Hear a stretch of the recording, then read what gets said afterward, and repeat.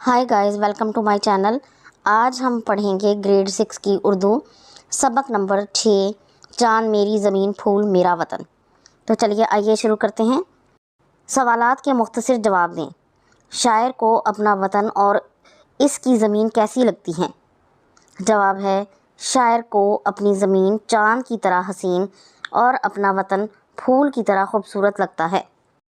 सवाल नंबर 2 है, शायर ने मज़दूरों को किस से तशबीह दी है? जवाब है, शायर ने अपने वतन के मज़दूरों को कोहकन से तशबीह दी है। सवाल नंबर 3, शायर ने मेहनत कशों के बदन को सुनहरा क्यों कहा है? जवाब है, मेहनत कश अपने मुल्क की तरक्की के लिए पसीना बहाते हैं और मेहनत के सबब उनका बदन चमक जाता है, जिस तरह सोना आग की तपिश से कुंदन बन जाता है। इसलिए शायर ने मेहनत कशों के बदन को सुनहरे बदन कहा है। अगला सवाल है, मट्टी को सोना बनाने से क्या मुराद है? शायर कहता है कि किसान अपने खेतों में मेहनत करते हैं और कीमती फसलें उगाते हैं। उनकी मेहनत से गोया मट्टी सोना बन जाती है। अगला सवाल है, शायर ने अहले कलम के बारे में क्या कहा है? जवाब है, शायर ने अहले कलम को अज़मतों की ज़ुबान कहा है, यानी हमारे मुल्क के मुसन्निफ़ और लिखारी अजीम तख्लीक़ात वज़ा कर रहे हैं, जिनकी बदौलत हम शऊर और तरक्की की मनाजिल तय कर रहे हैं।